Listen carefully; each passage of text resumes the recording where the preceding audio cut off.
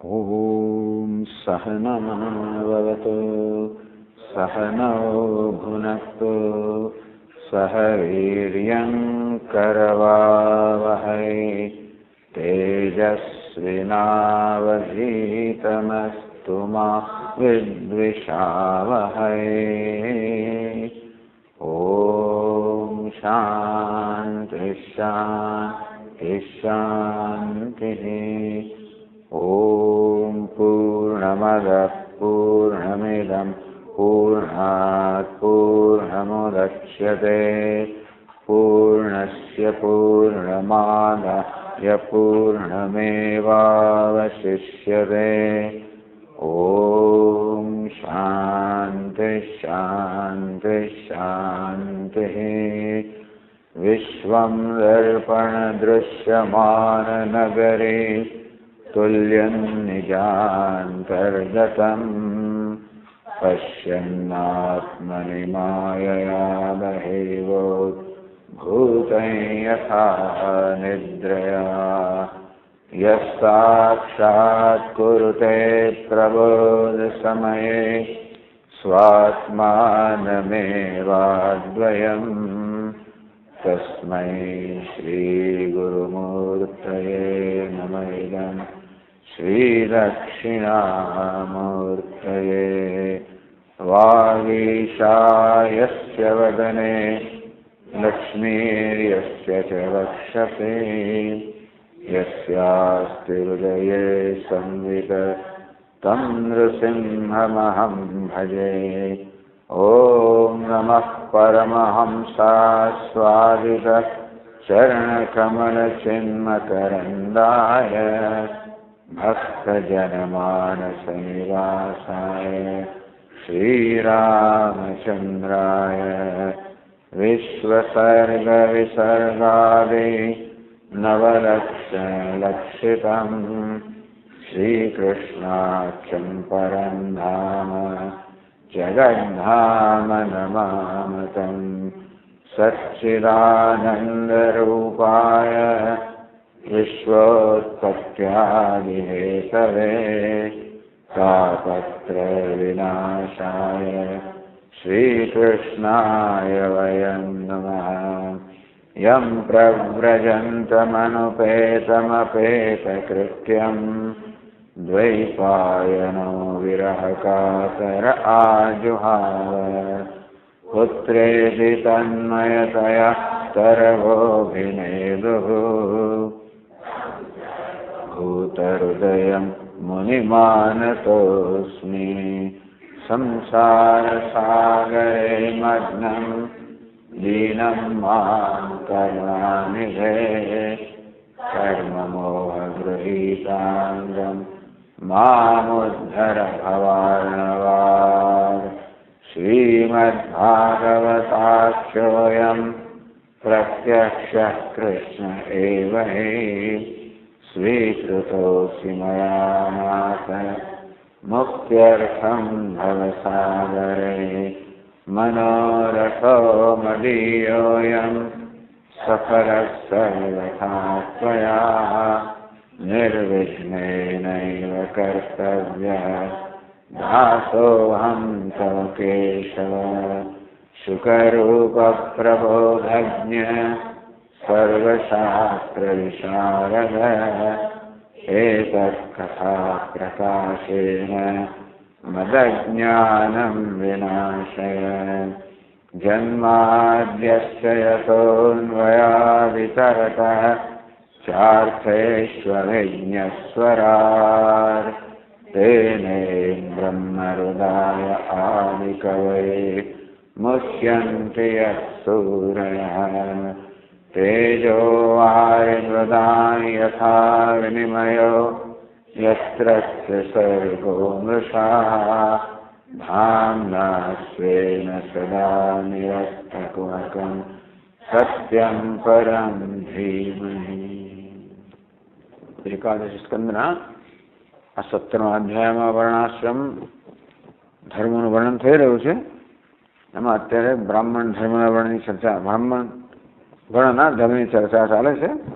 16મા શ્લોકમાં 195 પાના પર શમો દમસ્તપશૌચમ. ચાલો એ શ્લોક વાંચીએ આપણે. શમો દમસ્તપશૌચમ સંતોષ ક્ષાંતિરાર્જવમ.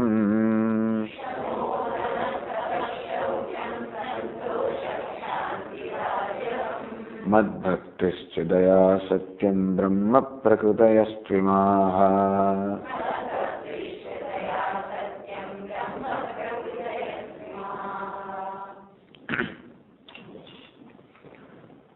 શમઃ દમઃ તપઃ શૌચમ સંતોષ.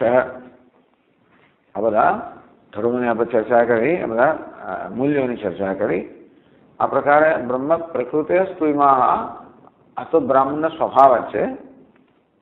તો શમ એટલે મનની શાંતિ, દમ એટલે ઇન્દ્રિયોનો નિગ્રહ, ઇન્દ્રિય પરનો કાબુ, તપ તપશ્ચર્યા, તપશ્ચર્યા એટલે પોતાની કારણે ક્લેશ આપવો.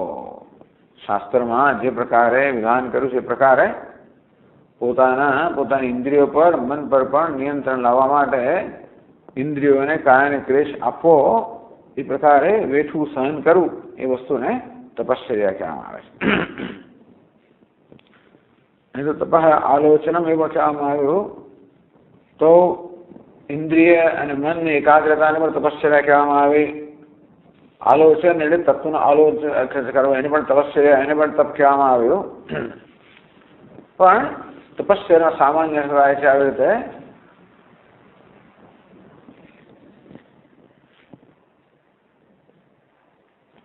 ભોગ નિયમન રૂપ શાસ્ત્ર પ્રસિદ્ધ કાય ક્લેશ. ભોગ નિયમન રૂપ, ઇન્દ્રિયોમાં જે વિષયોને ભોગવવાની સામાન્ય વૃત્તિ હોય છે એનું નિયમન કરવું. એટલે આપણી જીભની અંદર એ વૃત્તિ હોય તો ભોજન કરવું, ભોજન કરવું એ તો જરૂરી છે પોતાની ભૂખ સમાવવા માટે. શુદ્ધ વ્યાધિસ્થ ચિકિત્સતા, સુધારવી વ્યાધિની દરરોજ ચિકિત્સા કરવી જોઈએ. પણ સ્વાદવન્નમ ન તો યાચ્યતા, પણ આપણી આ જે રસના છે એને સ્વાદુ અન્ન જોઈતું હોય છે, તો એ ભોગ બુદ્ધિ. આ ભોગ બુદ્ધિ આપણે જે છે એ આપણા ઇન્દ્રિયોના વિષયો પ્રત્યેના આકર્ષણમાં પ્રગટ થતી હોય છે. એટલે કહ્યું કે હવે ભોગ નિયમન રૂપ શાસ્ત્ર પ્રસિદ્ધ, શાસ્ત્રમાં જે પ્રકારે કહેવામાં આવે એ પ્રકારે આપણી ભોગ બુદ્ધિ છે, ઇન્દ્રિયો મનમાં છે, એનું નિયમન કરવા રૂપી જે ક્લેશ છે, કાય ક્લેશ એટલે આપણે સ્વેચ્છાએ સ્વીકારી લીધેલો ક્લેશ. તપશ્ચર્યા એટલે સ્વેચ્છાએ સ્વીકારી લીધેલો ક્લેશ. માણસ ઉપવાસ કરે, એક ટાણા કરે, 1 મહિનો, 4 મહિના વગેરે, નિર્જળા કરે, ઘણું બધું કરતા હોય છે. આવી રીતે ઉપવાસ વગેરે કરવા, લોકો અહીંથી ડાકોર ચાલીને જાય દર પૂનમે, ઘણા લોકો દર શનિવારે ટેમ્પલ હનુમાન ચાલીને જાય. આ બધું પણ તપસ્યાના ભાગરૂપ છે, જેમાં કાયને ક્લેશ થતો હોય. કેટલી બધી પ્રદક્ષિણાઓ કરતા હોય છે. ગિરનારની પ્રદક્ષિણા, ગોવર્ધનની પ્રદક્ષિણા, અરુણાચલની પ્રદક્ષિણા, બધી પ્રદક્ષિણાઓ પ્રસિદ્ધ છે આપણા દેશની અંદર. આ બધી તપસ્યા ખુલ્લા પગે પ્રદક્ષિણા કરવી. 8 કલાક થાય, સવારમાં 4 વાગે શરૂ કરો તો બપોરે 12 વાગે પૂરું થાય ખુલ્લા પગે. તે બધું તડકો ઉપર હોય, નીચે વળી કાંકરા હોય, નીચે તપી ગયું હોય, આ બધાની અંદર છેક કૈલાસ માન સરોવર જવું, મોટી યાત્રાઓ. આ બધી યાત્રાઓની અંદર પણ તપસ્યા, કારણ ઘણું બધું સહન કરવું પડે. ભૂખ તરસ વગેરે સહન કરવું પડે, ઠંડી ગરમી સહન કરવી પડે. આ આપણે સ્વેચ્છાએ સ્વીકારેલું છે કે ભૂખ તરસ સહન કરીશું, ઠંડી ગરમી સહન કરીશું, કાયાનો ક્લેશ એટલે કે પરિશ્રમ, થાક વગેરે સહન કરીશું. શેના માટે? બસ જેથી ઈશ્વરના દર્શન કરવા માટે, આપણે એ ભોગ બુદ્ધિ પર નિયંત્રણ લાવવા માટે. તો આ પ્રકારને તપઃ કહેવામાં આવ્યું. શૌચમનો અર્થ કરવામાં આવ્યો, આપણે આંતરિક શુદ્ધિની વાત કરી કે જે શાસ્ત્રીય કર્મ યોગ્યતા. વૈષ્ણવ આચાર આ પ્રકારનો આનો અર્થ કરે. શૌચ એટલે કારણ કે પેલું શુચિ એટલે તમે ભગવાનની પૂજા વગેરે કરવા માંગતા હો ત્યારે જે પ્રકારની શુચિ જોઈએ, પવિત્રતા જોઈએ, સ્નાન વગેરે કરેલું હોય, આપણા વસ્ત્રો પણ પવિત્ર જોઈએ. એટલે જૂના જમાનામાં વૃદ્ધ લોકો, ખાસ કરીને આપણી માતાઓ જે ભગવાનની પૂજા વગેરે કરતી હોય, એમને જાત જાતના પછી દીક્ષાઓ લીધેલી હોય, અને તો એવી દીક્ષા લીધેલી કોઈને અડકે વળકે નહીં. સ્નાન કર્યા પછી એમનું વસ્ત્ર પણ એ ક્યાંક ઉપર લટકાવેલું હોય, પેલું એ લાકડી કાઢે, એ જ વસ્ત્ર પહેરે, એનાથી જ પૂજા કરે, એનાથી રસોઈ કરે, મઢી આ પ્રકારના વ્રતોનું પાલન કરવાનું હોય. તો આ પ્રકારની અને શૌચમ કહેવામાં આવે, શુદ્ધિ કે પવિત્રતા કહેવામાં આવે. તો કે શાસ્ત્રીય કર્મ યોગ્યતા, કોઈ શાસ્ત્રમાં જેનું વિધાન કરવામાં આવ્યું છે એ પ્રકારનું કર્મ કરવા માટે પવિત્રતા જોઈએ. યજ્ઞ યાગાદિ કરવા હોય, ઘરમાં પૂજા વગેરે કરવી હોય, જપ વગેરે કરવું હોય, બધું પવિત્ર થઈને કરવાનું હોય. વેદ પઠન વગેરે કરવું હોય, આને પણ શૌચમ કહેવામાં આવ્યું. સંતોષની પર ચર્ચા કરી. દૈવલબ્ધેન અન્નાદિના અલમ બુદ્ધિ. કોઈ ભિક્ષુ વગેરે હોય એને વળી શું મેળવવાનું હોય? તો ભગવાને જે કંઈ આપે એટલે સ્વાદવર્ણમ યાચતામ વિધિવશાત પ્રાપ્તેન સંતુષ્યતામ. બસ વિધિથી જે પ્રાપ્ત થાય, પ્રારંભથી પ્રાપ્ત થાય તે અન્નથી સંતોષ, અથવા જીવનમાં સંતોષ. આપણે પરિશ્રમ કરીએ એનાથી જે પ્રાપ્ત થાય એનાથી સંતોષ. એ પણ વાત થઈ ગઈ. શાંતિ પણ વાત થઈ ગઈ. પરૈ પીડ્યમાનસ્યાભિ અવિકૃત ચિત્તતા. બીજું કોઈ આપણે પીડા આપે તો પણ ક્ષમા, ઉદાર દિલથી આપણા મનમાં તો કે બદલો લેવાની કે પ્રકારની વૃત્તિ ન જન્મે એ પ્રકારના વિકાર રાહિત્ય. પછી આર્જવમ આગળ કહે છે પરેશુ મનોનુરૂપમ બાહ્ય ચેષ્ટા પ્રકાશનમ. તો આર્જવમ અકૌટિલ્યમ એ પર કહેવામાં આવ્યું. કૌટિલ્ય રાહિત્યમ, કુટિલતાની રહિત. આર્જવમ નિષ્કપટતા, કપટતાનો અભાવ, કુટિલતાનો અભાવ. એટલે અંદર કંઈક અને બહાર કંઈક આ વસ્તુને આપણે કપટ કહીએ, માયા કહીએ. અથવા તો અંદર આપણી વૃત્તિ એવી હોય બીજા કોઈનો લાભ લેવાની, બીજા કોઈનું નુકસાન કરવાની, આપણે કુટિલતા કહીએ. આવું તો હોય છે મનમાં. તો કુટિલતા કહો, કપટ કહો, માયા કહો, આ બધાના અભાવને આર્જવમ રુજુતા, સરળતા, નિષ્કપટતા. એટલે મનમાં, વાણીમાં અને કર્મમાં તો કે એકતાણતા અથવા તો સુમેળ. મનસ મનમાં જે હોય, મનસ્સન્યત વચસ્સન્યત કર્મણ્યન્યત દુરાત્મના. મનસ્યેકમ વચસ્યેકમ કર્મણ્યેકમ મહાત્મના. મનમાં પણ એક હોય એ જ વસ્તુ વચનમાં પણ હોય, એ વસ્તુ કર્મમાં પણ હોય. આ પ્રકારના સુમેળને સરળતા કહેવામાં, આર્જવમ કહેવામાં આવ્યું.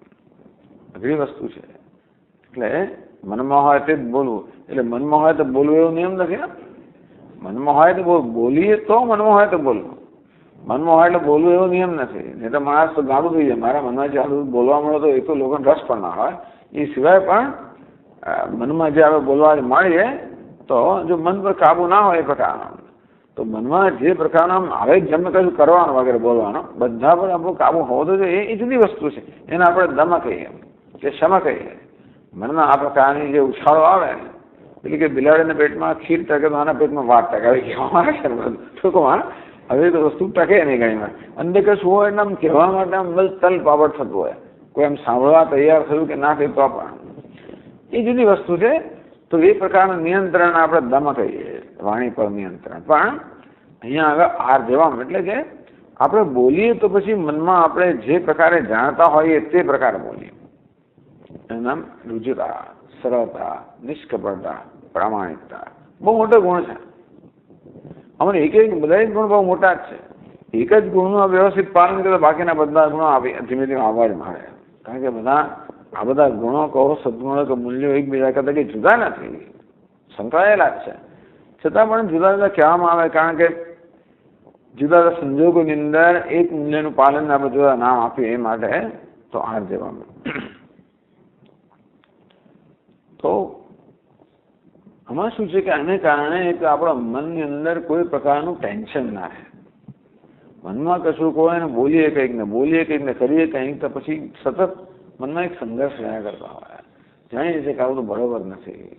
એટલે કે આપણા સ્વામીજી મહારાજ કે જો ભાઈ મનમાં એક પ્રકારનું વિચાર્યું હોય અને બોલીએ કંઈક તો આપણે આપણા પોતાનામાં વિભાગ ઉત્પન્ન કરીએ છીએ કે જ્ઞાતા એક છે અને વક્તા બીજો છે.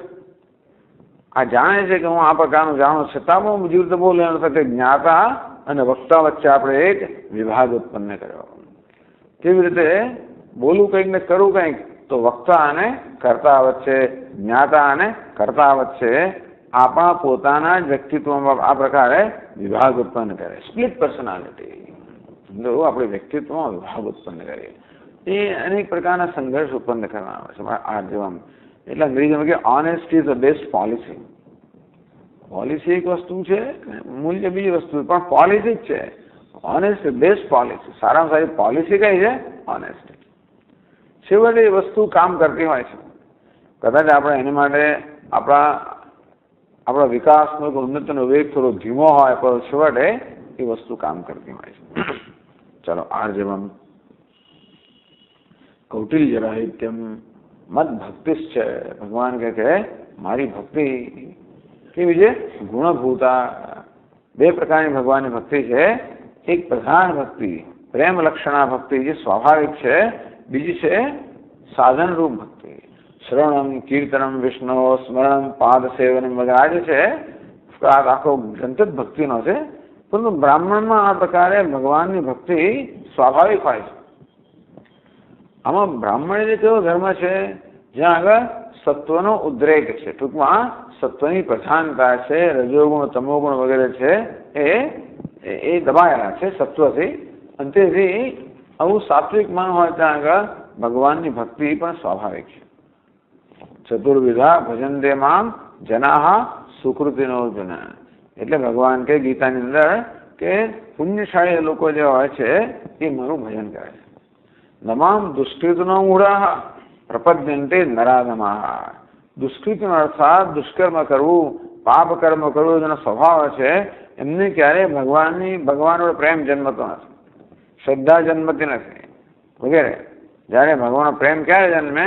પુણ્યકર્મના પરિણામે. એ પ્રેમની પણ માત્રાઓ કઈ આર્ત હૈ, જિજ્ઞાસુ, અર્થાર્થી વગેરે. પણ ટૂંકમાં ભક્તિ ક્યારે હોય, ભગવાન વડે પ્રેમ ક્યારે હોય? જ્યારે મન સાત્વિક હોય ત્યારે. જેટલી મનની સાત્વિકતા હોય એટલો સ્વાભાવિક રીતે શાસ્ત્ર માટે, ગુરુ માટે, ઈશ્વર માટે પ્રેમ હોવાનો છે. એટલે બ્રાહ્મણમાં સત્વની પ્રધાનતા છે માટે ભગવાનની ભક્તિ પણ સ્વાભાવિક છે. અથવા આપણે સત્વનો વિકાસ કરવો હોય તો ભગવાનની ભક્તિ જીવનમાં હોવી જોઈએ. ભગવાનની ભક્તિ, ભગવાનની શરણાગતિ. ભક્તિનો જુદો અર્થ કરવામાં આવે છે. એક અર્થ છે શરણાગતિ. ભગવાન જ મારો આશ્રય છે. શ્રી કૃષ્ણ શરણમ મમ. બસ આ શ્રી કૃષ્ણ મારું શરણ છે. શરણ તેને કહેવાય જ્યાં આપણને સલામતીનો, નિર્ભયતાનો અનુભવ થાય, જ્યાં આપણું મન ક્લેશ અને દુઃખથી મુક્ત થાય. એ પ્રકારના આશ્રયને આપણે શરણ કહીએ. તો ઈશ્વર મારો શરણ્ય છે, અર્થાત બસ એ જ મારો રક્ષક છે. રક્ષિષ્યતિ ઇતિ વિશ્વાસ. આમ ભગવાનનું રક્ષણ કરશે એ પ્રકારનો વિશ્વાસ. તો ભગવાને રક્ષક તરીકે સ્વીકારો. અને દુનિયામાં બીજા કોઈ રક્ષક નથી. બીજા ભલે ને રક્ષક રહ્યા પણ ભગવાનની આડે આવે તો રક્ષક નથી. એટલે પિતા રક્ષક ખરા તો એ ભગવાનની ભક્તિની આડ આવે તો નહીં. માતા રક્ષક ખરી તો ભગવાનની ભક્તિને આડે ના આવે તો. ગુરુ પણ રક્ષક ખરો, ભગવાન ભક્તિ આડે ના આવે તો વાંધો નથી. મૂળ રક્ષક કોણ છે? ભગવાન છે. આ પ્રકારની એક વિશ્વાસ ભગવાનની ભક્તિ. મત કર્મકૃત, મત પરમ, મત ભક્ત, સંગવર્જિત વગેરે. ટૂંકમાં આ ભક્ત સ્વાભાવિક રીતે ઈશ્વરને કર્મ સમર્પિત કરતા હોય, જેના જીવનની અંદર ઈશ્વરનો પ્રવેશ હોય. એટલે કર્મ કરી તરફ ભગવાન યાદ કરે કેવું ભગવાનની કૃપાથી કર્મ થઈ રહ્યું છે. આ કર્મથી ભગવાન કે ઈશ્વર પ્રસન્ન થાવ. એટલે ભક્તિ એ છે જેના જીવનમાં ઈશ્વરને પ્રસન્ન કરવો એ સૌથી અગત્યની વસ્તુ છે. એને જ પ્રેમ કહેવાય ને. પ્રેમ એને જ કહેવાય કે જે આપણું પ્રેમનું પાત્ર હોય એમને આપણે ખુશ રાખવા માંગીએ. તત્ સુખે સુખિત્વ આ પ્રેમનો સ્વભાવ છે કે આપણો જે પ્રેમનું પાત્ર હોય એના સુખમાં આપણને સુખ થાય. તો ભગવાન માટે પ્રેમ એટલે ભગવાનના સુખમાં મને સુખ, એટલે ભગવાનને ખુશી કરવો, ભગવાનને ગમે એવું કરવું, અને એને પરમેશ્વર પ્રિયતા. બસ આ કર્મથી ભગવાન પ્રસન્ન થાય. તો ભગવાનના નિયમ પ્રમાણે કર્મ થાય, ભગવાનની આજ્ઞા પ્રમાણે કર્મ થાય વગેરે. આ બધું ભક્તિ. તદુપરાંત ભક્તિ એટલે કાય વાંગ મન કાર્યમુત્તમમ પૂજનમ જપ ચિંતનમ ક્રમાન. તો શરીરના સ્તરે, ઇન્દ્રિયના સ્તરે ભગવાનની પૂજા, વાણીના સ્તરે ભગવાનનો જપ, સ્તોત્ર પઠન વગેરે, મનના સ્તરે ભગવાનનું ચિંતન, ધ્યાન વગેરે, આ બધા ભગવાનની ભક્તિના પ્રકાર છે. અથવા તો શ્રવણમ કીર્તનમ વિષ્ણુ, જીવનમાં ભગવાનના ગુણગાનનું શ્રવણ હોય, કીર્તન હોય, સ્મરણ હોય, આ બધી ભક્તિ. એટલે આ બધી વસ્તુમાં મન જયારે સાત્વિક હોય આ બધી વસ્તુનો સ્વાભાવિક પ્રેમ. આપણે ભગવાનના ગુણગાન શ્રવણ કરવામાં આનંદ આવે, અને જ્યારે તક મળે ત્યારે એ જ વસ્તુ બીજાને કહેવાનો પણ એક આનંદ આવે, અને કોઈ ના હોય ત્યારે એનો વિચારવાનો પણ આનંદ આવે. આનું નામ ભક્તિ. તો કારણ ભગવાન વડે પ્રેમ છે એટલે ભગવાનની આપણે મહત્તા જ્યારે સાંભળીએ ત્યારે આપણે ખૂબ આનંદ થાય. બીજા કોઈની મહત્તા સાંભળે તો દ્વેષ, ઈર્ષ્યા જન્મે શક્ય છે. કોઈ માણસ સાંભળે તો એ પણ ભગવાનની મહત્તા સાંભળે તો ના જન્મે આપણને. અને એટલા માટે મત ભક્તિ, ભગવાનની ભક્તિ. પછી કહે છે દયા, પર દુઃખ પરિહાણ ઈચ્છા. દયા, બીજાના દુઃખને દૂર કરવાની ઈચ્છાને દયા કહેવામાં આવે. બીજાના દુઃખને દૂર કરવાની ઈચ્છા. એટલે ટૂંકમાં દયા એને કહેવાય કે બીજાના દુઃખને જોઈ ન શકાય, બીજાના દુઃખને સહન ન કરી શકાય એ પ્રકારની વૃત્તિને, એ પ્રકારની હૃદયની કોમળતાને દયા કહેવામાં આવે છે. બીજાના દુઃખથી હૃદય દ્રવી જાય. અને તેથી બીજાના દુઃખ જે છે એટલે કહ્યું કે પર દુઃખ પરિહાણ ઈચ્છા અથવા પર દુઃખ અસહિષ્ણુતા. બીજાના દુઃખને સહન ન કરી શકવું, બીજાના દુઃખને દૂર કરવાની ઈચ્છા. દયાળુ માણસો દુનિયામાં ઘણા હોય છે બધા. આપણે વિચારી કે કેટલા સ્વાર્થ આપણા જીવનમાં છે. દુનિયામાં ક્યાંય દુઃખ તો ભલે ને રહ્યું, મારા જીવનમાં તો શું ના હોવું જોઈએ. તેથી મોટે ભાગે આપણે તો આપણા દુઃખ માટે ચિંતા કરતા હોઈએ છીએ. પણ ઘણા પરદેશી લોકો હોય છે જે બીજાના દુઃખને બહુ ચિંતા કરતા હોય છે કે કેવી રીતે ભાઈ આ લોકોને આમ થાય છે ને પેલાને પેલું થાય છે ને, જો આ જેલમાં લોકોને આવું થાય છે ને, પેલા દુષ્કાળમાં આમ થયું ને, ભૂકંપમાં પેલું થયું ને, ઠંડીમાં લોકો આમ થશે વગેરે. આ પ્રકારે એટલે એમને દુઃખ દૂર કરવાની ઈચ્છા. આપોઆપ હૃદયની અંદર આ બધું કરવા માટે જે તૈયાર થઈ જાય, આનું નામ છે દયા. પર દુઃખ પરિહાણ ઈચ્છા, અન્ય દુઃખને દૂર કરવાની ઈચ્છા આપોઆપ જ જન્મે. સત્યમ હિતમ મધુરમ યથાર્થ ભાષણ. સત્યની વ્યાખ્યા કરવામાં આવે. સત્યમ બ્રુયાત પ્રિયમ બ્રુયાત. સત્ય બોલવું જોઈએ કેવું હોય? એ મધુર વચન હોવું જોઈએ, પ્રિય હોવું જોઈએ કે મધુર હોવું જોઈએ. હિતમ ભાઈ કેવું હોય? હિતમ એટલે કે હિત કરનારું, જરૂરી ઉપયોગી હોવું જોઈએ. અને સાથે સાથે યથાર્થ ભાષણ, આપણે જેવું જાણતા હોઈએ તે પ્રકારનું ભાષણ, જેને આપણે સાચું માનીએ છીએ એ પ્રકારનું ભાષણ. કહ્યું તે પ્રમાણે સત્ય બોલવું એવી કોઈ નિયમ, એવો નિયમ નથી. બોલીએ તો સત્ય બોલીએ. સત્ય કોને કહેવું? જે વસ્તુને હું સાચી માનું છું. બસ. આમ તો ઈચ્છનીય છે કે આપણે જે જાણતા હોઈએ ખરેખર સાચું હોય, આપણી માન્યતાઓ પણ ખરેખર સાચી હોય. એટલે ઋતમ વચમી સત્યમ વચમી. આપણી માન્યતાઓ કે સમજ પણ શાસ્ત્ર પ્રમાણે હોય એને ઋતમ કહેવાય, અને શાસ્ત્રની સમજ જ્યારે આપણા વર્તન વ્યક્ત થાય એને સત્યમ કહેવાય. એટલે એ પણ જરૂરી છે કે આપણી સમજ છે એ પણ યોગ્ય હોય, ટૂંકમાં પ્રમાણભૂત હોવી જોઈએ. જેને પ્રમાણ કહેવાય એ પ્રકારના સ્થાનથી આપણને સમજ પ્રાપ્ત થઈ હોવી જોઈએ. નહીં તો પછી માત્ર સત્ય બોલવાનો એટલો અર્થ નથી, કારણ કે આપણી સમજનું ઠેકાણું ના હોય તો પછી સત્ય બોલવાથી એનો હેતુ સરતો નથી. એટલે આપણી સમજમાં પરિપક્વતા હોય, સમજ પણ શાસ્ત્ર પ્રમાણેની હોય, સમજ પણ પ્રમાણભૂત હોય, એ પ્રકારનું ભાષણ બને ત્યાં સુધી. પણ યથાર્થ ભાષણ, આપણે જે જાણીએ છીએ એ પ્રકારનું ભાષણ કરવું. આ બધી વસ્તુઓ, આ મૂલ્ય પાલન કરવું. હવે આને માટે કેટલીક આપણામાં ઘણીવાર નિર્ભયતા જોઈએ. સત્ય આચરણ માટે કે સત્ય વચન માટે ઘણી બધી નિર્ભયતા જોઈએ. માણસ અસત્યનું આચરણ કેમ કરતો હશે? પોતાની જાતનું રક્ષણ કરવા માટે છે. ક્યાંય તો પોતાની છાપ છે બગડે નહીં, કશું ગેરલાભ ના થાય. ટૂંકમાં કશીક વસ્તુ જતી ના કરવી પડે માટે જ માણસ અસત્ય બોલે. એટલે ઘણી વાર સત્ય બોલવામાં આપણને જે વસ્તુ પ્રિય છે એની જતી કરવી પડે. જોકે આપણને પ્રિય એટલે આપણને આસક્તિ છે. ટૂંકમાં આ મૂલ્યનું, ખાસ કરીને સત્યના મૂલ્યનું પાલન કરવા માટે આપણે આસક્તિ જતી કરવી પડે, લોભ વૃત્તિ જતી કરવી પડે વગેરે. તેથી કારણ કે નહીંતર આપણે અસત્ય બોલીએ, અપ્રામાણિક બનીએ.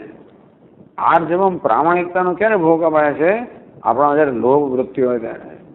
વસ્તુ આપણે સંગ્રહી રાખવા માંગતા હોઈએ, જતી ન કરવા માંગતા હોઈએ, ટેક્સ ભરવો પડે, લોભ વૃત્તિ હોય તો પછી ત્યાં પણ થોડીક આવી રીતે અપ્રામાણિકતા થાય.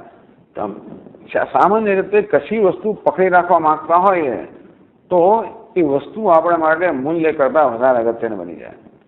એટલા માટે એ વસ્તુ માટે આપણે પ્રામાણિકતાનો ત્યાગ કરીએ, સત્યનો ત્યાગ કરીએ.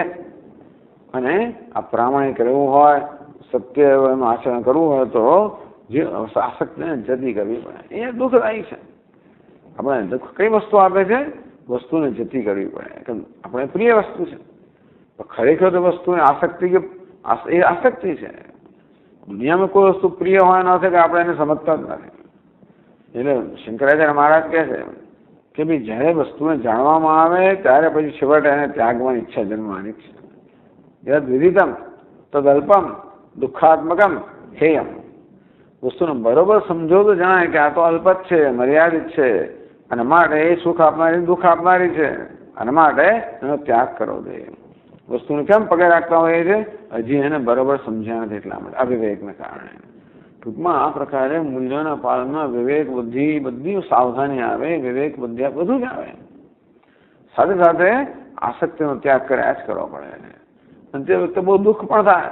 આ રીતે આપણને જેને પ્રિય માની વસ્તુ ઘણી વાર જતી કરવી પડે, વેઠવું પડે, સહન કરવું પડે. આ બધાની અંદર જે કષ્ટ રહેલું છે એ કષ્ટ સહન કરવા તૈયાર હોઈએ તો જ આ બધા મૂલ્યોનું પાલન થાય, બાકી કશું થાય નહીં.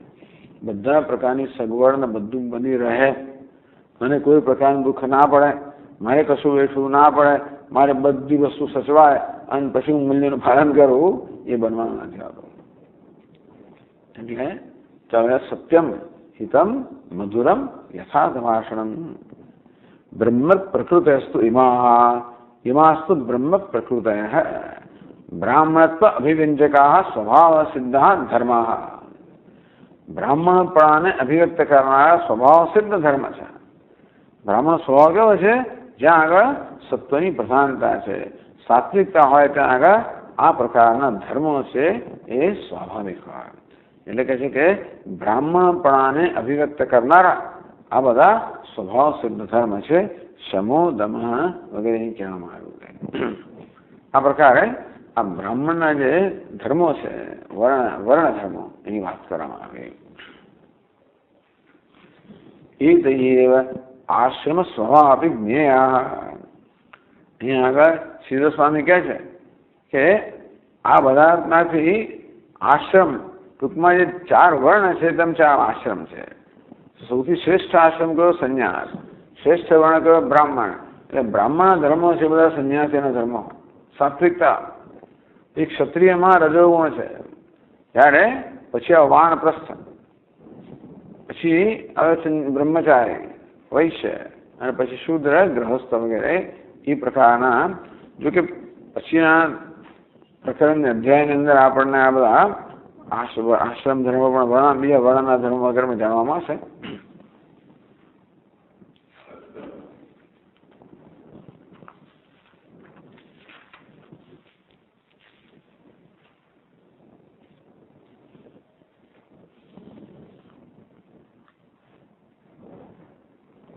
એટલે કહેવામાં આવ્યું કે બ્રાહ્મણમાં રજસ અને તમસ આ બંને દબાવે ને સત્વગુણ જે છે એની અધિકતા હોય. ક્ષત્રિયમાં શું હોય? એમાં રજોગુણની અધિકતા હોય. સત્વને તમસને દબાવીને રજોગુણની અધિકતા હોય, પરંતુ રજોગુણ પછી સત્વ હોય, પછી તમસ હોય. જ્યારે વૈશ્યમાં શું હોય? એમાં તમોગુણની પ્રધાનતા અલ્પ, એટલે કે અલ્પોદ્રિક્ત તમોગુણ. રજોગુણની પ્રધાનતા, પછી તમોગુણ, પછી સત્વગુણ. જ્યારે શુદ્રની અંદર તમોગુણની અત્યંત પ્રધાનતા, પછી રજોગુણ, પછી સત્વગુણ. યદ્યપિ સમાદયો મુમુક્ષુણામ ત્રયાણામ વર્ણાનામ સાધારણ. ખરેખર તો આ શમ વગેરે કે શમ દમ જે કહેવામાં આવ્યું એ મુમુક્ષુ માટેના સાધારણ ધર્મ છે. એટલે બ્રાહ્મણ ધર્મો કહે ને, સમો દમસ તપશૌચમ સંતોષ શાંતિરાજવમ, આ બધા ખરેખર મુમુક્ષુના ધર્મ હોય. ટૂંકમાં દરેક વ્યક્તિએ સ્વભાવથી બ્રાહ્મણ બનવું જોઈએ. એટલે મુમુક્ષુતા ટૂંકમાં તો જ ખરેખર આપણી મોક્ષની ઈચ્છા છે ને એ પણ ખરેખર પ્રામાણિક બને. મોક્ષની ઈચ્છા પણ ખરેખર ત્યારે દ્રઢ બને, ત્યારે સ્પષ્ટ બને, ત્યારે પ્રામાણિક બને જ્યારે આપણામાં આ બધા બ્રાહ્મણના ગુણ હોય. એટલે આપણે એટલે ભલે વર્ણથી જાતિથી માણસ ગમે તેવો હોય, પરંતુ સ્વભાવથી તેને બ્રાહ્મણ બનવું જ પડે.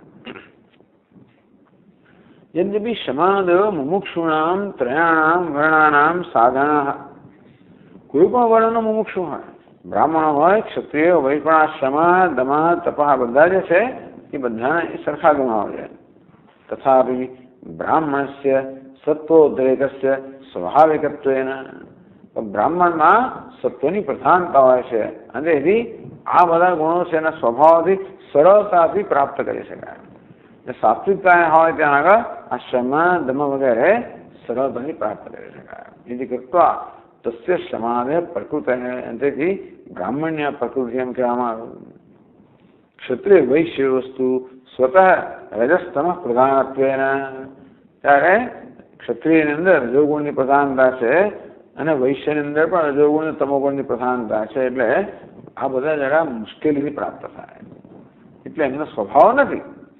એનો અર્થ એ નથી કે કોઈ ક્ષત્રિય કે વૈશ્ય આ પ્રકારના ગુણ પ્રાપ્ત ન કરી શકે, કારણ કે એ તો મનનો સ્વભાવ છે. આ શમ દમ જે કહેવામાં આવ્યું એ તો ખરેખર અંતઃકરણનો સ્વભાવ છે. શુદ્ધ અંતઃકરણમાં આ પ્રકારના ગુણોનો સ્વાભાવિક અભિવ્યક્તિ થાય. તેથી અંતઃકરણ શુદ્ધિ હોય તો આ ગુણોની અભિવ્યક્તિ થાય અને એ રીતે દરેક જણ મુમુક્ષુ બની શકે. તો પણ આમ બ્રાહ્મણમાં સત્વની પ્રધાનતા હોવાને કારણે એનું અંતઃકરણ મહદઅંશે શુદ્ધ હોય, એટલે આ બધા ગુણો ત્યાં પ્રગટ થાય. એટલે બ્રાહ્મણની પ્રકૃતિ કહેવામાં આવે. બાકી આ તો અંતઃકરણની પ્રકૃતિ છે. આ બ્રાહ્મણનો કઈ એનો એટલે ખાય એ તો વિશેષ અધિકાર નથી. દરેક માણસને આ પ્રકૃતિ છે. એ પણ જાણવાની જરૂર છે કે અંતઃકરણ સ્વભાવથી શુદ્ધ જ છે અને માટે આ બધા જે ધર્મો કહે દરેકના ધર્મ છે, પરંતુ બ્રાહ્મણનું સત્વની પ્રધાનતાને કારણે આ બધા ધર્મો પ્રગટ થાય એટલે એને બ્રાહ્મણની પ્રકૃતિ કહે. બાકી તો ખરેખર માણસ માત્રની આ પ્રકૃતિ છે, પણ બીજા બધામાં એવી પ્રગટ થતી હોતી નથી.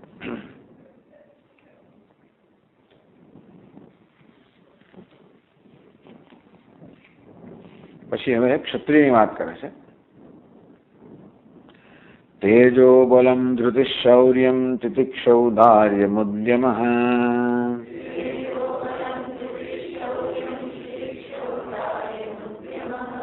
स्थैर्यं ब्रह्मण्यतैश्वर्यं क्षत्रप्रकृतयस्त्विमाः.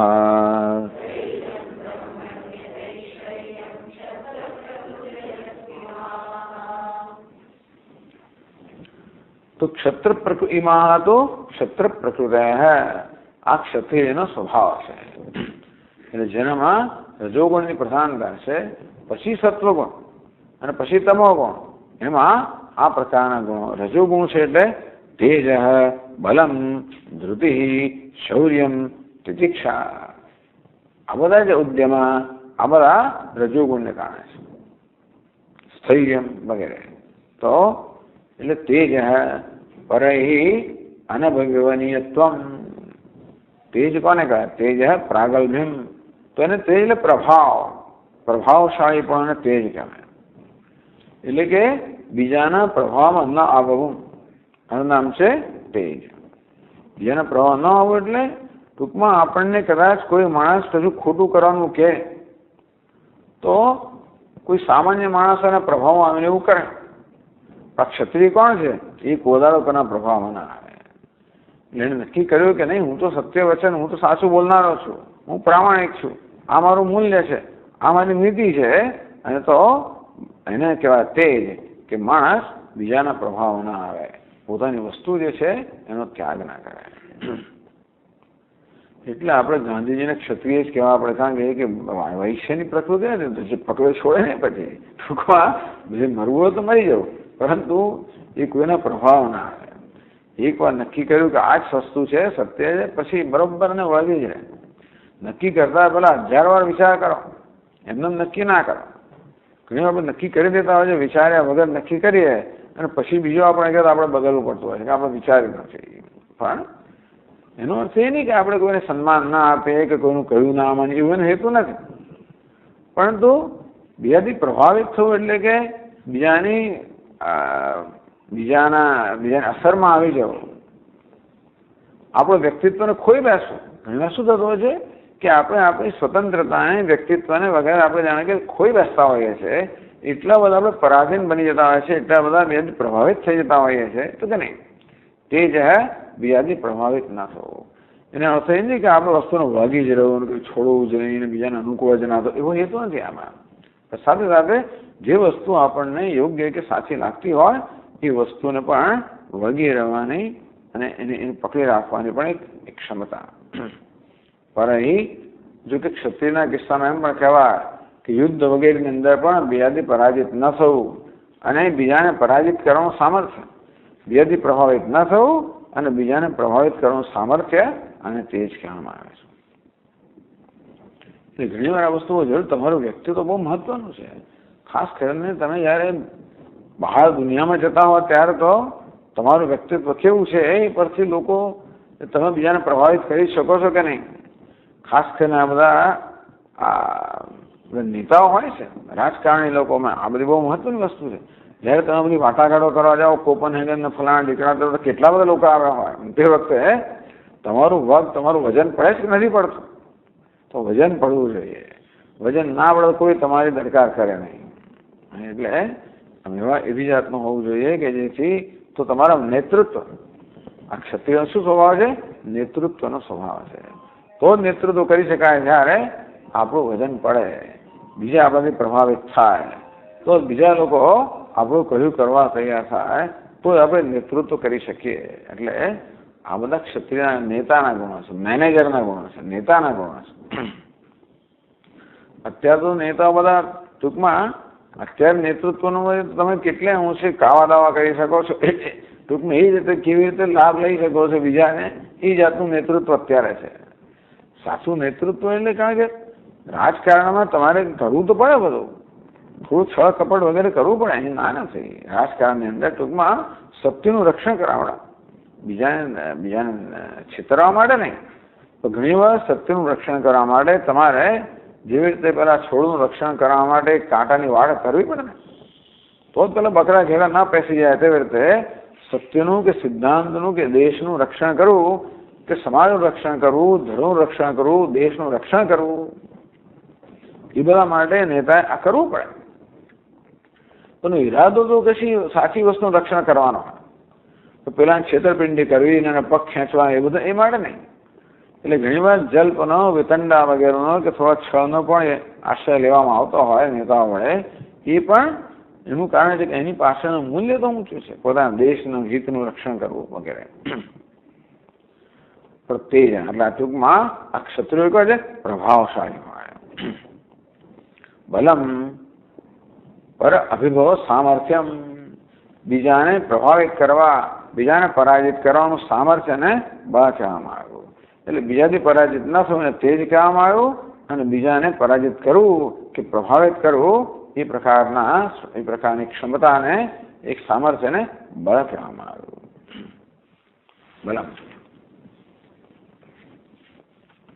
પછી ધૃતિ, આરબ્ધે કર્મણી વિઘ્નોપનિપાતે તત્સમાપન સામર્થ્યમ.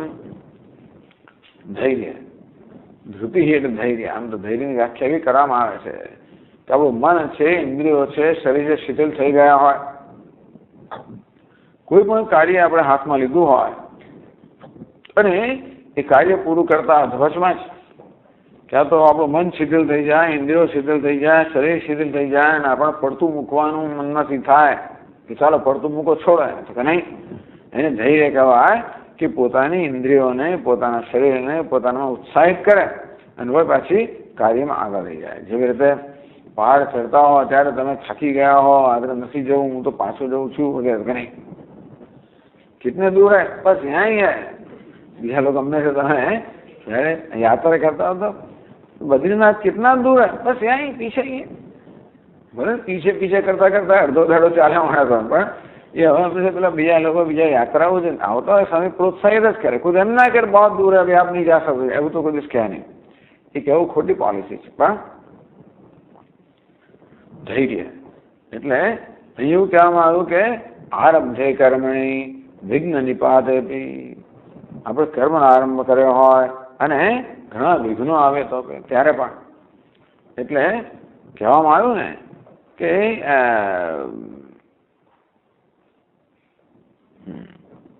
ચાલો ભાઈ એટલે ભાઈ તો આવો નહીં. સંસ્કૃતનો એક આપણો શ્લોક છે કે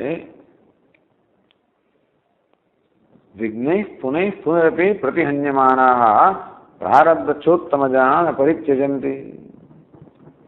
તો અધમ માણસ કોને કહેવાય? વિઘ્ન ભય ન પ્રારબ્ધ્યતે વિઘ્ન ભય ને ખલું નીચે.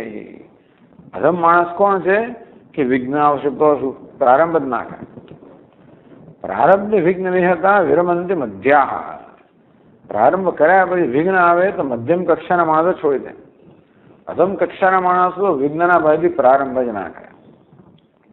પ્રારંભ કર્યા પછી મધ્યમ કક્ષાના માણસ વિઘ્ન આવે, મધ્યમ કક્ષાના માણસ છોડી દે. વિઘ્ન પુનઃ પુનરપી પ્રતિહન્યમાનાઃ. વારંવાર વિઘ્નો આવે તો પણ પ્રારબ્ધમ ચોત્તમ જના પ્રારબ્ધમુત્તમ જના ન પરિત્યજંતિ. ઉત્તમ મનુષ્ય કોને કહેવાય? પોતે પ્રારંભ કર્યો છે એને છોડે નહીં. એનો અર્થ નહીં કે વસ્તુને પકડી જ રાખવી એવું પણ નહીં, પરંતુ આપણે જ્યારે જાણતા હોઈએ કે આપણે જેનો પ્રારંભ કર્યો છે એ ખરેખર યોગ્ય વસ્તુ છે, એટલે એવું આમાં હઠ કરવી, જીદ કરવી, પકડી જ રાખવો એવો હેતુ નથી. પણ આપણામાં જ્યારે આ પ્રકારની સમજ છે, નિશ્ચય છે કે આ જે વસ્તુ આપણે કરવા ચાલ્યું, જે પ્રારંભ કર્યો છે એ ખરેખર યોગ્ય છે, બહુજન હિત કરનારી છે. આ પ્રકારની જ્યારે આપણામાં આવો નિશ્ચય જ્યારે હોય ત્યારે પછી એને ના છોડવું. બાકી પોતાના અભિપ્રાય ના છોડવો, કશી વસ્તુનો વળગી રહેવું એવો હેતુ નથી. પણ જ્યારે કોઈક વસ્તુમાં આપણો વિશ્વાસ છે અને એ પ્રકારનો આપણો નિશ્ચય છે તો પછી ગમે તેટલા વિઘ્નો આવે તો પણ નહીં તો આઝાદી તો મળે જ ને. અમારે કોઈ દિવસ આવા બ્રિટિશર લોકો સામે આવી લડત ચલાવી કેટલા વર્ષો થયા. આઝાદી તો હિન્દુસ્તાનમાં 1857 ચાલતી હતી એની લડત. તો ગાંધીજીને આવ્યા પહેલા પણ લડત તો ચાલતી હતી. ગોખલે, તિલક વગેરે કેટલી બધી લડત ચલાવી જ રહ્યા હતા. એ સિવાય બીજા પણ નેતાઓ હતા. તો ગાંધીજી આવે ત્યારે બસનો બરોબર માર્ગ મળ્યો, કારણ કે જે એક મૂલ્ય મળ્યું ને એટલે તો કેટલા વર્ષો 1915માં હિન્દુસ્તાનમાં આવ્યા અને 47માં આઝાદીમાં 32 વર્ષ સુધી કેટલા બધા વિઘ્નો હદ વગરના. પરંતુ પ્રારબ્ધમ ઉત્તમ જના ન પરિત્યજંતિ. એ પ્રારંભ કરી સ્વતંત્ર તમારો હક જ છે, જન્મસિદ્ધ અધિકાર છે. એટલે એમાં એ બહુ સ્પષ્ટ છે કે સ્વતંત્રતા મનુષ્યનો જન્મસિદ્ધ હક અધિકાર છે અને પરતંત્રતાથી જીવવું એના કરતાં મરવું વધારે સારું. હું માનનારે બધા હતા મહાપુરુષો. એટલે સ્વતંત્ર તો પ્રાણદેવમાં પ્યારી છે, એ તો ના જ છોડાય. જે કોઈ વિઘ્નો આવે તો ભલે આવે, વસ્તુ ના છોડાય. આ પ્રકારની જે વૃત્તિ છે એને ધૈર્ય કામ આવે છે. એટલે કારણ કે ઘણી બધી વસ્તુ આપણે જોઈએ છે કે શરૂ કરીને પછી અધ્વચમાં કેટલી વસ્તુ રહી જતી હોય છે. શરૂ જ થતી નથી ભયને કારણે, શરૂ કરે અધ્વચમાં કેટલી રહી જતી હોય. પણ આને ધૈર્ય કહેવાય કે વિઘ્નો આવે તો પણ જેનો પ્રારંભ થયો એ વસ્તુ ન છોડે. તેજો બલમ ધૃતિ શૌર્યમ યુદ્ધે નિર્ભય પ્રવેશ સામર્થ્યમ. ક્ષત્રિયના કિસ્સામાં શૌર્ય કોને કહેવાય? યુદ્ધે નિર્ભય પ્રવેશ સામર્થ્યમ. બસ નિર્ભયતા, યુદ્ધની અંદર કોઈ પ્રકારના ભય વગર પ્રવેશનું સામર્થ્ય, એનું નામ છે શૂરતા, શૂરવીરતા કે શૌર્ય. તિતિક્ષા, આમ તો તિતિક્ષાનો અર્થ એ કે દુઃખ સહન, પણ અહીંયા આગળ તો શસ્ત્રપાદાદિ પ્રયુક્ત વ્યસા સહનમ. ટૂંકમાં એ જમાનામાં ક્ષત્રિયો એટલે સૌ લડનારા રાજાઓ છે. એક જ વસ્તુ આપણે સાંભળીએ છીએ, જ્યારે યુદ્ધ થયા જ કરતું હોય, યુદ્ધ થયા જ કરતું હોય. એટલે બધા યુદ્ધના સંદર્ભમાં ક્ષત્રિયના આ બધા જે ગુણો છે ને એની અહીંયા આગળ સમજ આપવામાં આવી છે કે શસ્ત્રપાદાદિ પ્રયુક્ત વ્યથા સહનમ. યુદ્ધની અંદર શસ્ત્રપાત થાય અને આપણે ઘાયલ થઈએ તો પણ એ વ્યથા સહન કરવી, ભાગી ના જવું, પડી ના જવું છેક સુધી. કોણ તો આપણા પેલા ધડથી લડનાર હતો ને, કોણ? હા, જય શિખરી, જય શિખરી. હા, ખબર છે. એટલે આ જાણીતું છે જય શિખરી. એટલે અજીતભાઈ આપણો મિત્ર જય શિખરી કરતા, એટલા માટે ગમે તે સાહેબ બરાબર લડત આપવી. ત્યાં બદ્રીનાથ જતા જતા થાકી જાવ, ગમે તે સાહેબ પણ લડત ચાલુ રાખે. એટલે મસ્તક પડી ગયો તો પણ ધડ લડવાનું ચાલુ રાખે. એટલું બધું. હવે તો કેટલી વ્યથા સહન કરવાનું સામર્થ્ય છે અને શૌર્ય છે. તિતિક્ષા, સહન. બાકી સામાન્ય રીતે સહન કરવું એ સહન શક્તિ. તિતિક્ષા આપણે જાણીએ સહનમ સર્વ દુઃખાના, જે કે દુઃખ આવે એને સહન કરવું. અને એ તિતિક્ષા એ ક્ષત્રિયનો ધર્મ છે, સહન કરવાની શક્તિ. મુખ્યત્વે શરીરના સ્તરે. બાકી ક્ષત્રિય બીજું બધું સહન બહન કરે નહીં. એ અપમાન વગેરે કે સહન લડી જ પડે. ટૂંકમાં અન્યાય સહન ના કરે. એટલે ગમે તે વસ્તુ આ બ્રાહ્મણનું તિતિક્ષા જુદા પ્રકારની છે. સહનમ સર્વ દુઃખાનામ અપ્રતિકાર પૂર્વકમ. કોઈ પ્રકારનો પ્રતિકાર કર્યા વગર બધા દુઃખ સહન કરવા. ચિંતા વિલાપ રહિતમ. જે થઈ ગયું એની ચિંતા નથી, જે થયું એનો વિલાપ નથી, જે થયું નથી એની ચિંતા નથી, થઈ રહ્યો છે એનો પ્રતિકાર નથી, વર્તમાનનો પ્રતિકાર નથી, ભૂતકાળ માટેનો વિલાપ નથી, ભવિષ્યની ચિંતા નથી. જે થાય ને ભલે થાય. આ કોને? મુમુક્ષ માટે છે. મુમુક્ષ માટે આ તિતિક્ષા એ કહેવામાં આવ્યો, બધા પ્રકારનું દુઃખ સહન કરવું. વ્યવહારની અંદર આ બધી વસ્તુઓ એટલી બધી ઉપયોગી, એટલે ટૂંકમાં વ્યવહારમાં આ બધા મૂલ્યોનું પાલન કરતા વખતે ધ્યાન રાખવાનું આવે છે. બધું સહન કરી લેવું. કારણ કે ઘણી વાર આપણે બહારથી સહન કરતા હોઈએ પણ અંદરથી સહન કરતા હોતા નથી. એટલે અંદરથી દ્વેષ રહેતો હોય, અંદરથી આપણને હર્ટ એટલે કે ઘવાની લાગણી રહેતી હોય અને પછી અન્ય વ્યક્તિના વર્તને સહન કરી લેવું, એના કરતાં તો પ્રહાર કરવો સારો. હિન્દુસ્તાનની આપણી પ્રજા બિચારી બહુ સહન કરી લેનારી, સહનશીલ નથી પણ સહન કરી લેનારી. ટૂંકમાં બધા કડવા ઘૂંટડા ઘડી જવા, બહાર કંઈ ન બોલવું, કોઈ પ્રતિકાર ન કરો, એને સામાન્ય રીતે સહનશીલતા, સહિષ્ણુતા કે તિતિક્ષા માનવામાં આવે છે. પણ એવું નહીં. એના કરતાં પશ્ચિમના દેશમાં સારું. તળ ને ફળ જે હોય કહી જ દેવું, મનમાં કશું રહે નહીં. એ પણ સાચું છે નથી કામ આપતા કે ભાઈ તો તમે તડફડ કરો, પેલો તડફડ કરે, એમ કરતા ચાલ્યા કરતું હોય છે. એટલે ઘણી વાર આપણે તડફડની અંદર બીજાની લાગણી બહુ દુભાવતા હોઈએ છીએ. એ એક તકલીફ છે. ટૂંકમાં આપણે તો વચ્ચેનો માર્ગ જોઈએ. પણ તિતિક્ષાનો અર્થ એવો છે કે આપણે મનમાં દુભાઈની લાગણી જાળવી ન રાખીએ, ઉદારતાથી, ક્ષમાથી આપણે એને માફ કરી દઈએ. એ પ્રકારની તો જ એની તિતિક્ષા કહેવાય. મનમાં વિકાર ન જન્મે એ પ્રકારની પરિસ્થિતિને તિતિક્ષા કહેવામાં આવે.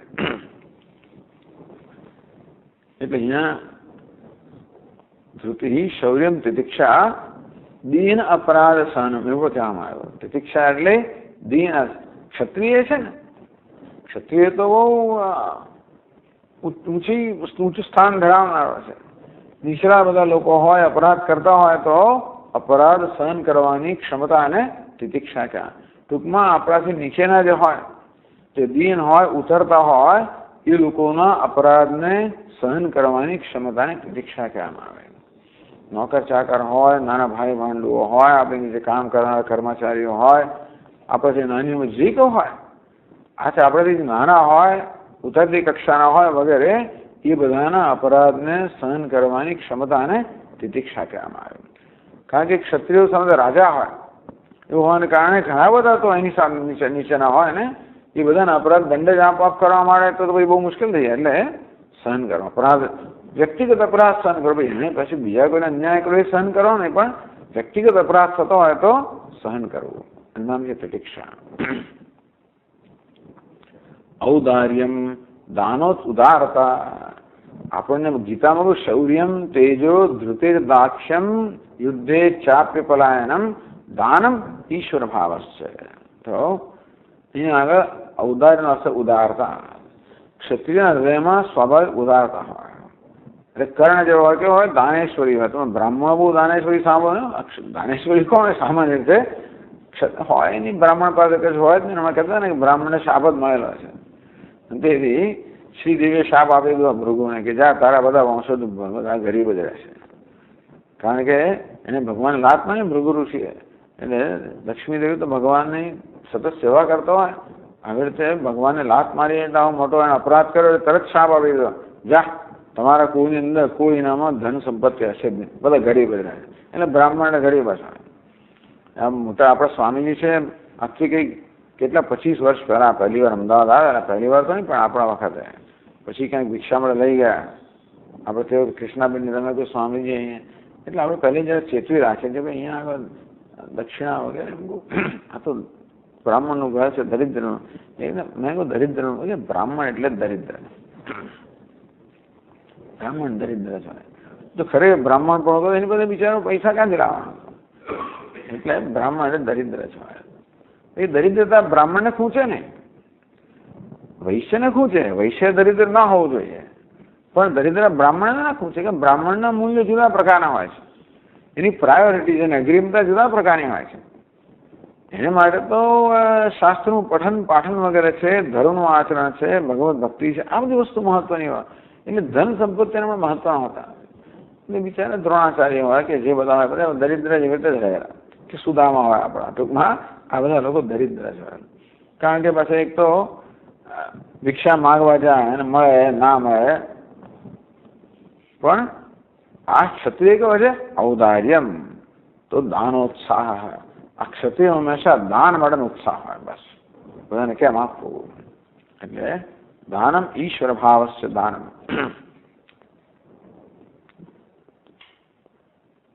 ઉદ્યમ ધનાદિ સંચયાનુકૂલો વ્યાપાર.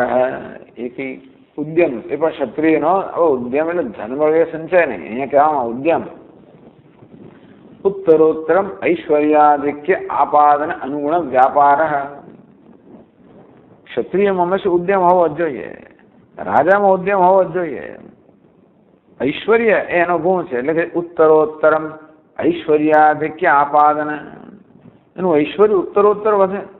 રાજા હોય તો પોતાની સીમાઓ વધે, રાજ્યમાં વૃદ્ધિ થાય, પોતાના સૈન્યમાં વૃદ્ધિ થાય, પોતાની શક્તિમાં વૃદ્ધિ થાય, પોતાની કીર્તિ યશ કીર્તિમાં વૃદ્ધિ થાય, પોતાના ઈશ્વરમાં વૃદ્ધિ થાય. આ પ્રકારનો ઉદ્યમ કરવો એ પણ ક્ષત્રિયનો સ્વભાવ છે. એટલે એમને જે છે એને બેસીને આરો કરાવે. જ્યારે જોરદાર ચડાઈ કરતા અને લડાઈ કરતા અને પેલું કરતા, ટૂંકમાં હંમેશા પોતાના રાજ્યનો વિસ્તાર કરવો વગેરે આ પક્ષ ક્ષત્રિયનો એક સ્વભાવ છે. પણ ચાલો બીજા પર ચડાઈ કરવાની જરૂર નથી, પણ આપણે પોતાના ઈશ્વરને, આપણે પોતાની કીર્તિને યશને વધારીએ, પોતાની શક્તિને વધારીએ વગેરે. ધર્મીય પોતાના ધર્મ વગેરે છે એને પણ આપણે વધારીએ. આ પ્રકારે જે સાચું ઐશ્વર્ય છે એની વૃદ્ધિ માટે સતત ઉદ્યમશીલ હોવો. ઉદ્યમ સ્થાયી સ્થૈર્યમ ઉપાસ્યતે સંગ્રામે આત્મવર્ણ નિશ્ચયથી પલાયનાદિ રાહિત્યમ યુદ્ધે ચાપ્ય પલાયનમ. યુદ્ધમાં કોઈ દિવસ પલાયન વૃત્તિ ના હોય. એટલે કહે છે સ્થૈર્યમ, સ્થિરતા, બરાબર ડટીને રહેવું. યુદ્ધ મેદાનની અંદર પણ પોતાની પરિસ્થિતિ, પોતાની જે સ્થાન હોય એમાં બરોબર ડટીને રહેવું. એટલે જેમ દુર્યોધને બધાને આજ્ઞા કરી કે બધા લોકો ભીષ્મ વિવાદ રક્ષંતુ ભવંત સર્વે વહી, બધા લોકો ભીષ્મનું રક્ષણ કરો. જે રક્ષકો મુખ્ય ભાગી ભાગે ના જાય, રક્ષણ કરે. એટલે પોતાને માટે જે સ્થાન હોય એમાં બરોબર દટીને રહેવું. એટલે કે છે ઉપાશ્રિતે સંગ્રામે, સંગ્રામ તો છે આત્મમરણ નિશ્ચય બી, કે આ સંગ્રામમાં પોતાનું મરણ થવાનું જ છે, છતાં આપણે પલાયનાદિ રાહિત્યમ, છતાં ભાગી ના જવું. આ પ્રકારની વૃત્તિને સ્થૈર્ય કહેવામાં આવ્યું. બ્રહ્મણ્યતા, બ્રહ્મકુલ હિતકરત્વમ, બ્રાહ્મણ સેવા, બ્રાહ્મણના કુળનું હિત કરવું. બ્રાહ્મણ શું કરતો હોય? પઠન પાઠન કરતો હોય, વેદનું અધ્યયન કરતો હોય, અધ્યાપન કરતો હોય, યજ્ઞ કરતો હોય, યજ્ઞ કરાવતો હોય, દાન લેતો હોય, દાન આપતો. આ બ્રાહ્મણ ધર્મ છે. ટૂંકમાં આ જ્ઞાનની પરંપરા, બ્રાહ્મણ જે છે એ હંમેશા જ્ઞાનની પરંપરા ચાલુ રાખનારો છે. તો ક્ષત્રિય શું ધર્મ છે? બ્રાહ્મણ જે છે એ લોકોને સહકાર આપવો, સપોર્ટ કરવો, એમને સાથ આપવો, એમનું રક્ષણ કરવું. ટૂંકમાં એટલે તો જ પછી આ ક્ષત્રિય અને બ્રાહ્મણ આ રીતે ભેગા મળીને બધું કામ કરે તો કોઈ તકલીફ રહે નહીં. બ્રાહ્મણ એટલે બુદ્ધિ અને ક્ષત્રિય એટલે કર્મ. એક છે બુદ્ધિ જ્ઞાન શક્તિ, બીજામાં ક્રિયા શક્તિ છે. બસ આ બંને શક્તિઓ સાથે હોય એ ક્રિયા શક્તિ હંમેશા જ્ઞાન શક્તિ અનુસરણ ચાલે, બહુ સુંદર થાય. એટલા મળે ક્ષત્રિયનો ધર્મ છે કે એને બ્રાહ્મણની કે બ્રહ્મત્વની રક્ષા કરવી. જે કોઈ જગ્યાએ બ્રહ્મત્વ હોય, ટૂંકમાં જે કોઈ જગ્યાએ આ પ્રકારે સદાચાર હોય, એટલે બ્રાહ્મણા સંતો નિર્ભયા, અમારા રાજ્યમાં બ્રાહ્મણો નિર્ભય રહો. ટૂંકમાં બ્રાહ્મણો એટલે એમને પોતાનો અભિપ્રાય વ્યક્ત કરવાની પણ સ્વતંત્રતા હોવી જોઈએ, નિર્ભયતા હોવી જોઈએ. તો બ્રાહ્મણો જ્યારે પોતે જે સત્તા હોય એ સમજ વ્યક્ત કરે તો સમાજ એમના જ્ઞાનનો લાભ મળે. બ્રાહ્મણો બિચારા ભયભીત હોય અને પોતે જાણે છે વ્યક્ત ના કરી શકતા હોય તો પછી આખી સમાજને પણ એને નુકસાન થાય. એટલે આ બ્રાહ્મણ નિર્ભયતા પ્રદાન કરવી, એનું રક્ષણ કરવું, એમની પરંપરાને ચાલુ રાખવી, જ્ઞાન પરંપરાને ચાલુ રાખવી, ધર્મની પરંપરાને ચાલુ રાખવી, યજ્ઞ યાગની પરંપરાને ચાલુ રાખવી. આ બધું બ્રહ્મણ્યતા. એટલે ગો બ્રાહ્મણ હિતાય છે, જગત હિતાય કૃષ્ણાય. ગાય બ્રાહ્મણ વગેરે હિત કરનારા ક્ષત્રિય છે ને એટલા માટે. ભગવાન એટલે વિષ્ણુ ભગવાન ક્ષત્રિય છે, શિવજી છે બ્રાહ્મણ છે, અને વિષ્ણુ છે ક્ષત્રિય. એટલે પેલા બુદ્ધિ તરફ વધારે હોય પણ છતાં વ્યવહારની અંદર કુશળતા ઓછી હોય. આનો વ્યવહાર કુશળ ક્ષત્રિય વધારે હોય, નેતૃત્વ વગેરે હોય ને એટલે વ્યવહાર એટલે એમને જગતનું પાલન કરવાનું કહેવામાં આવ્યું. પેલા કે જગતનું પાલન શિવજી સાહેબ આવ્યા, કારણ કે એટલા બધી કડાકૂટ હોય ને અંદર, એટલા જાત જાતના પરિબળ હોય કે આ બધાને સમજવા અને બધાને બરોબર યથાસ્થાને રાખવા આ બધું કામ કરે છે કે વિષ્ણુ ભગવાન કરે છે, ક્ષત્રિય છે. હંમેશા બ્રાહ્મણની રક્ષા કરે. અવતાર લે ત્યારે પણ બ્રાહ્મણને પરિત્રાણાય સાધુના, સાધુઓ કહો, બ્રાહ્મણ કહો, એ બધાની રક્ષા કરવી ક્ષત્રિયનો ધર્મ છે. એટલે બ્રહ્મણ્યતા. ઐશ્વર્યમ સ્વવ્યતિરિક્ત સકળજન નિયમન સામર્થ્યમ. બધા લોકોનું નિયમન કરવાનું સામર્થ્ય અને ઐશ્વર્ય કહેવામાં આવ્યું. ઈશ્વરદાનમ ઈશ્વર ભાવ છે. ટૂંકમાં બીજાનું શાસન કરવું. ક્ષત્રિય કેવો હંમેશા રાજા હોય કે શાસક હોય, અંદરથી શાસક ક્યારે શાસન કરી શકે? બીજાનું શાસન કરવા માટેનું સામર્થ્ય હોય ત્યારે. ક્ષત્રિય અંદર મુખ્યત્વે શક્તિ હોવી જોઈએ. બ્રાહ્મણમાં જ્ઞાન શક્તિ હોય, ક્ષત્રિયમાં જે ક્રિયા શક્તિ હોય, સામર્થ્ય હોવું જોઈએ. તો આ પ્રકારના બધા છે ક્ષત્ર પ્રકૃતિ સ્ત્રીમાં. આ બધા ક્ષત્રિયની પ્રકૃતિ ટૂંકમાં ક્ષત્રિયમાં આ બધા ગુણો સ્વાભાવિક છે. અથવા આ ગુણો કેળવીએ તો આપણે ક્ષત્રિય બની શકીએ. ટૂંકમાં જેણે રાજા બનવું હોય, નેતા બનવું હોય, મિનિસ્ટર બનવું હોય, મેનેજર બનવું હોય તો ક્ષત્રિયનો આ ધર્મ છે. તો આ બધા ગુણો ક્ષત્રિય કરવા જોઈએ. એને કન્સલ્ટન્ટ બનવું હોય, થિંક ટેન્ક બનવું હોય,